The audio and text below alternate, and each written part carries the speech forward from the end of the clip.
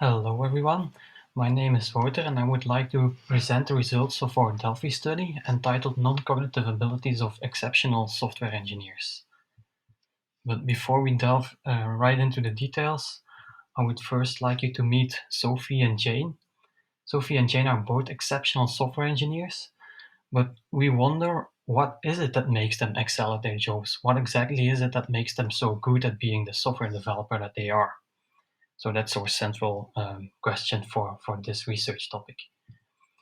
For instance, Sophie knows Python inside and out, so she's really technical competent and she really knows how to program. But mere technical proficiency, surely that's not enough. To be a modern software engineer, people are typically working in teams, so you also need to be able to work together and to have more skills than mere technical aspects. So to actually answer the question, what is it that makes them really good, we simply ask them. So we asked Sophie and Jane, we asked Jack, and we asked Deborah. These are three separate panels in our Delphi study. Sophie and Jane are technical experts, denoted with a T. Jack is a business expert, denoted with B. And Deborah is an academic, denoted with A. So we asked all three parties, which abilities do you think are needed to excel as a software engineer? So this is the main part of our Delphi study. Well, the main motivation behind this is that technical proficiency is no longer enough in software engineering. Literature also confirms this. And we really want to identify which abilities are also relevant to excel as a software developer or as a developer besides the technical details. Because software, above all, is created by people and for people. And this actually suggests the so-called need for soft skills or non-cognitive abilities, as we've called it, or in other words, you can find the term professional skills that has been used. Whatever you call it, we all agree that something more than technical proficiency is needed, actually. So that brings us to our main motivating questions: which non-cognitive abilities are actually needed as a developer to excel in the industry? And once we pry that out of our participants, we can start wondering what's the relative importance of these abilities. And once we get those, there are three separate panels. We can try to see if the opinion of industry experts differ from academics, and if so, in what way. All right. So you can ask yourself, okay, hasn't this been done before? There have been lots of studies and related surveys on this topic. Yes, that's true, but similar studies lack a few key things, and there are three really important key things that we have embedded into our work.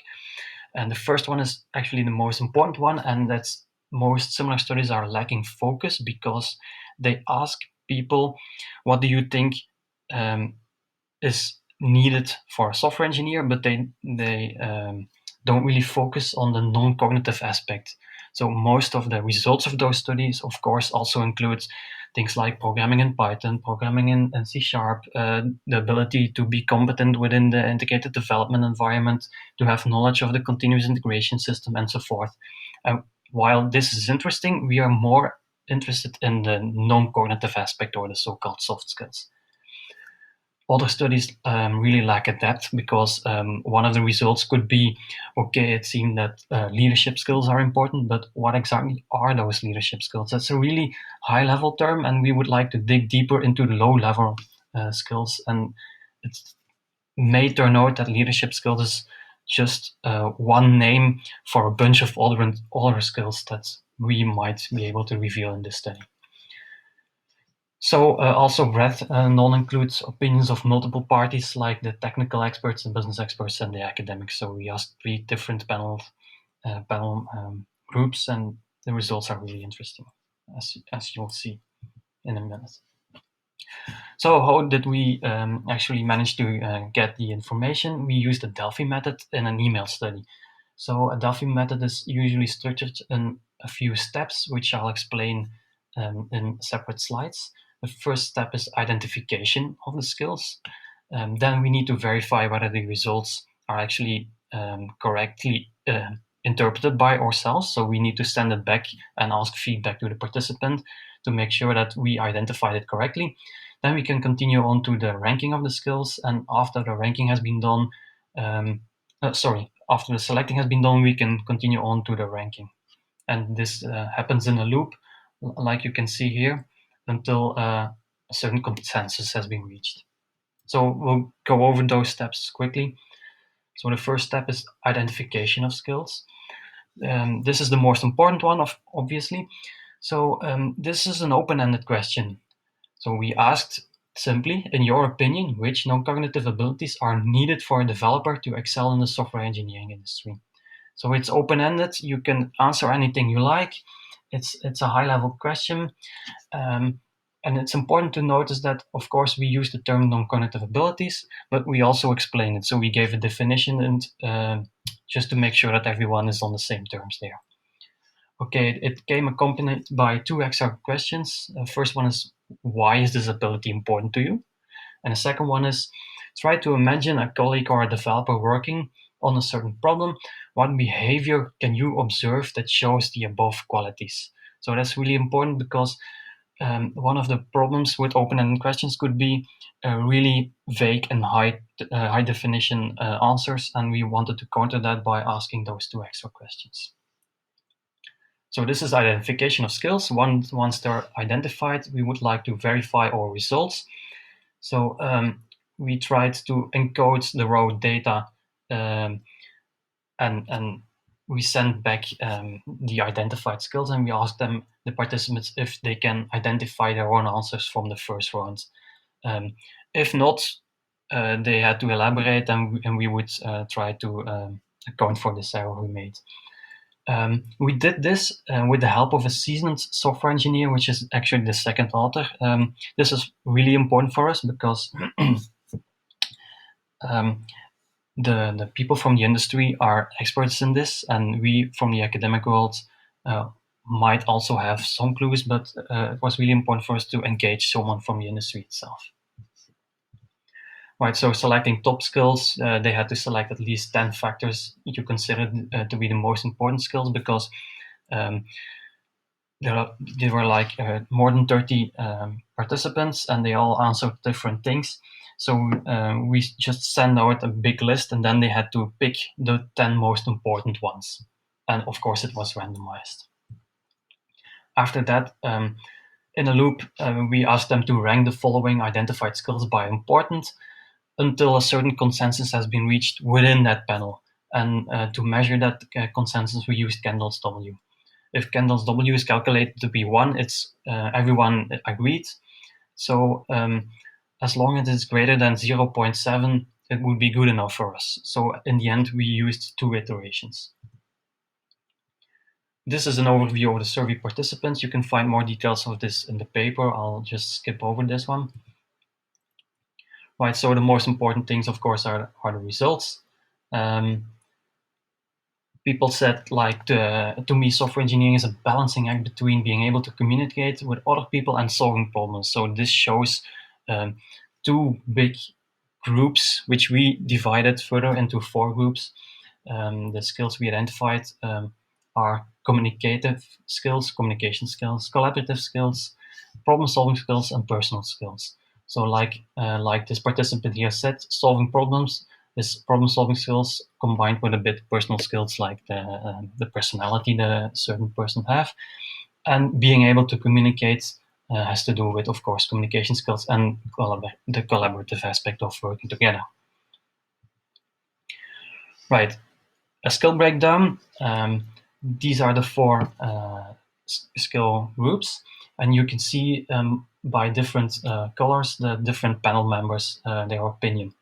Let me switch over to the dedicated website we built to visualize the results. And there's a link for this webpage in the paper itself. So here you can also see the skill breakdown. What's interesting to see is that technical experts really think problem solving is one of the most important ones, as this bar is highest. Business experts They think that you need to collaborate a lot, and academics actually think communication and personal skills are one of the most important ones. So what about individual skills? Well, you can see right here that these individual skills are also grouped together within the four groups: communication, collaboration, problem solving, and personal skills. In the end, we kept those skills, but we identified more than those, and you can also toggle the unranked skills if you click on this one, and you can see the graph expanding and adding lots of model skills, but it might get a bit messy, so we added a button. If you want, you can zoom in, for instance, to communication skills alone, and then you can clearly see that, for instance, the skill engaging with people involved is ranked highest for purple, and purple are the academics. You can see right here. You can also enable or disable certain panel members, so it's interactive. So go ahead and fill with it all the way you want. And then below, we have a table with the complete data of all skills, which are found in our results. There's also a table available in the paper itself, but this one is interactive, so you can also find things like, what if I want to type in creative? You can see be creative by approaching a problem from different angles is part of problem solving skills, and the final ranking is also applied here. So how can I find this back in this one?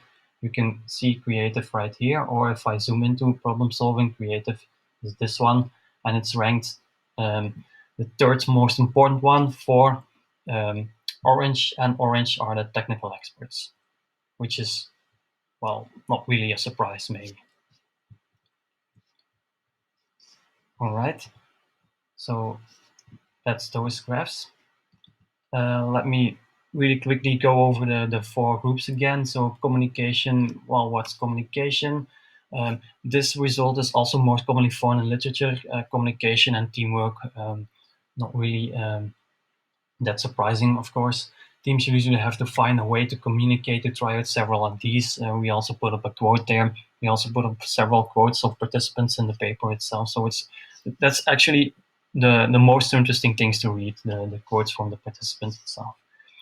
So what's the difference between collaboration and communication? Collaboration are more team-specific skills, which are, for instance, achieving a shared goal. You don't really need to achieve a shared goal to be able to communicate really well, but you do need to have collaborative skills to achieve a shared goal. And for instance, accountability, yeah, a responsibility feeling for being responsible for what you do and what your team does, learning from each other, and so on. Skills that promote belongingness, in other words. Then you have problem solving, which, well, yeah, is getting the actual work done, obviously. Like attention to detail, showing perseverance, not giving up when something fails, trying to figure out why, being creative by approaching the problem from different angles. And last but not least, you have the personal skills. For instance, things will go wrong, you will make mistakes, you will misunderstand requirements, and then you need to be able not to just cope with, but also learn from that failure. And that's more a personality than a problem solving skill. So being curious, devoting yourself to continuous learning, and so forth.